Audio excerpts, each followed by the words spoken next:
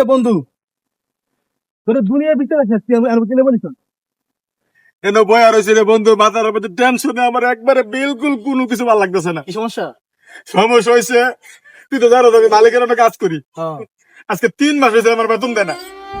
বাড়িতে যে সামনে 10 দিন পরে কুরবানি, এই কুরবানি যাইছে আমি 3টা মাস ধরে বেতন দেয় না। আমার বউ বাচ্চা কাচ্চা হ্যাঁ না, আমার আলে কইতেছে কুরবানি দিতে হইব। তাহলে আমার কেমনে আমার টেনশন, আমার কিছু ভালো লাগে না। আমার বউ বাচ্চা কাচ্চা কি করবে, ঈদের আইছে। দোস্ত দেখ, তুই কোন টেনশন পেশা দিয়ে আছে, তুই না ভাঙ্গা খরচ, তোর ফ্যামিলি কি হইব?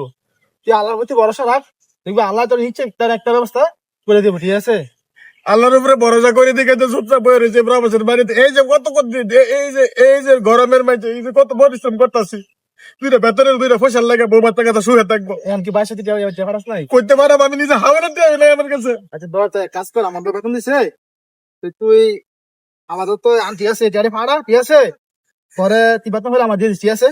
তারপর তুই সুন্দর মতো কুমেন্টে দে, ঠিক আছে? দরদস্ত আমার টিয়ারে টিয়াগুলো আছে, তুই রাখ এগুলো, ঠিক আছে?